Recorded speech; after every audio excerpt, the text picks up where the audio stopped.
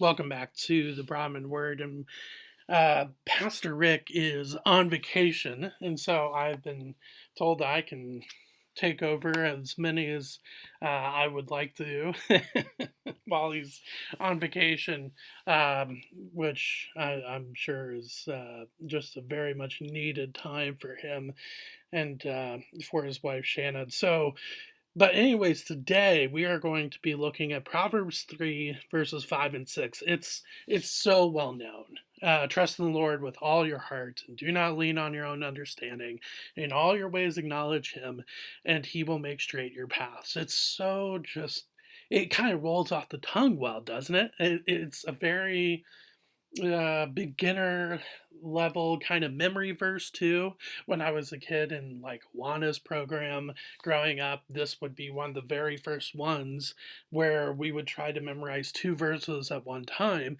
This would be one of the ones that we would do.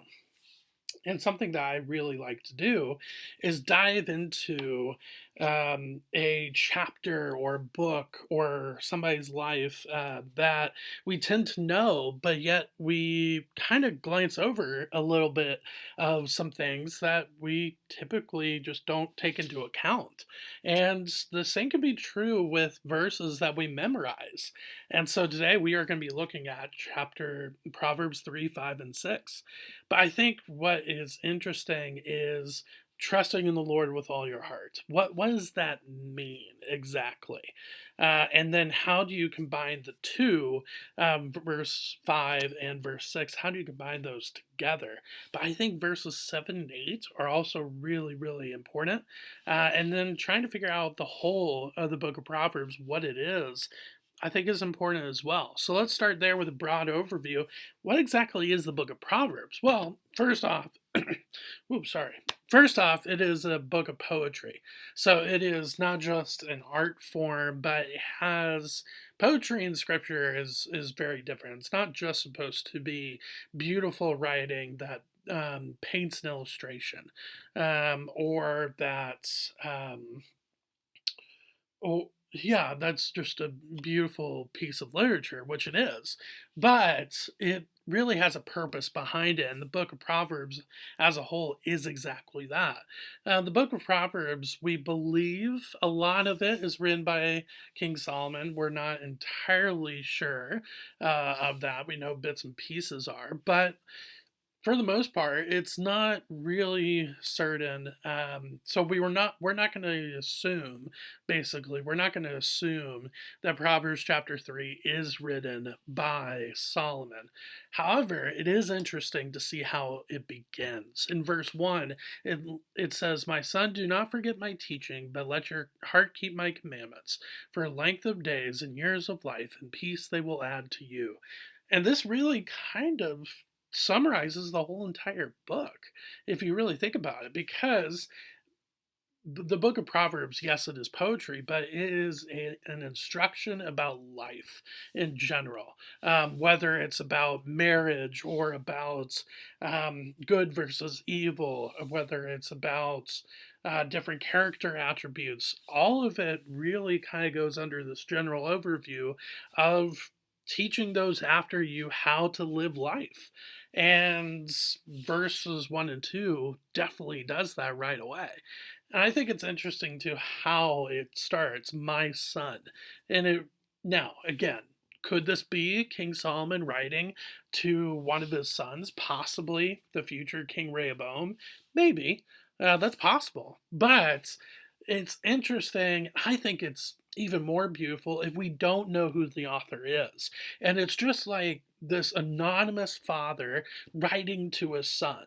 But of course, it's meant for not just one person, but for all. And so, really, you and I can take the book of Proverbs and say to future generations, "Look, my son or daughter, this is why I want to pass down to you as I have lived life, and I want you to see kind of what I've done." or what has been done with me. Then you get to verses 3 and 4, which are right before verses 5 and 6. We're not going to look at the whole chapter, just the verses immediately around it. Verses 3 and 4. Let not steadfast love and faithfulness forsake you. Bind them around your neck, write them on the tablet of your heart, so you will find favor and good success in the sight of God and man. We talked a little bit about steadfast love in Psalm chapter 117. I believe not too long ago, if I remember right. But but yeah, I mean, this makes sense. So I want to pass down really good teachings to you. So not only can it prolong your days, but your heart will be healthy at the end of the second half of verse 1 there. And one of the ways to do that is make sure that you are in steadfast love and faithfulness. And not only towards God, but also towards other people. Being steadfast in love and faithfulness, yes, that has a direct connection with the Lord, but I think it can also connect with our neighbors as well. So you have that, then you have verses 5 and 6. So you have this idea of, okay, I'm going to teach those that come after me, and I want them to really kind of embrace steadfast love and faithfulness, especially when it comes to the Lord, but also with others. And now, trust in the Lord with all your heart and do not lean on your own understanding. So, in order to stand firm in steadfast love and faithfulness, you have to trust the Lord. That is the only way you get started with that. So trust in the Lord with all your heart and do not lean on your own understanding. So what does it mean to trust the Lord with all our hearts? Well, does it literally mean the organ of our heart? No, of course not. What it means is the desires and the wants that we have. So, all of my desires, I should trust in the Lord with all of my desires. Now, that doesn't mean that we should only wish for like world peace or to end world hunger, even though those are good things. Doesn't mean that. It's just saying that whatever your heart's desire is, make sure that you are trusting in the Lord, whatever it might be. And then do not lean on your own understanding. I think cements that idea. But look, your desires, they're not always exactly what they should be. And so do not lean on your own understanding or the desires of your heart, but instead trust in the Lord, which goes right back to the first four words in verse 5. And then you have verse 6, in all your ways acknowledge him, and he will make straight your paths. So once we trust the Lord and we stop leaning on our own understanding, or we stop going off of the desires of our hearts and instead going off of the will of God, then we will acknowledge him in everything that we do. And because of that, based on that, he will make straight our paths. Make straight your paths. What does that exactly look like? My guess is that the ode here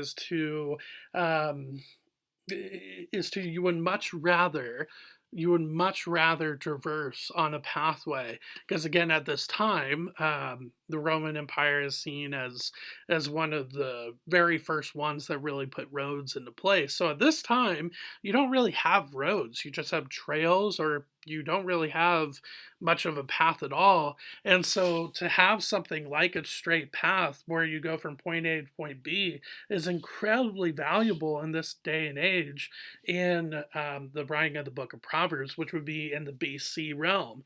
And so, with that being the case, yeah, you would want to go on the straight path, because if you get off of your pathway, not only will you not get to your destination, but there could be a number of things that will catch up with you and could do you harm. And so I think that's kind of what is going on, if we go through the process of trusting in the Lord, not leaning on our desires, acknowledging Him in everything that we do, then He will make sure that we go on the path that is straight towards Him and straight towards a life that is striving to be more and more like Him. I didn't say perfect, it's just striving in that direction. And then you have verses 7 and 8 immediately following. Be not wise in your own eyes. Fear the Lord and turn away from evil. It will be healing to your flesh and refreshment to your bones. What a beautiful statement that is. And it just kind of basically just agrees with verses 5 and 6. Look, if we do trust in the Lord, if we don't trust in the desires of our heart, if we do acknowledge Him in everything that we do, and trust that He will lead us in the right direction, we don't have to be.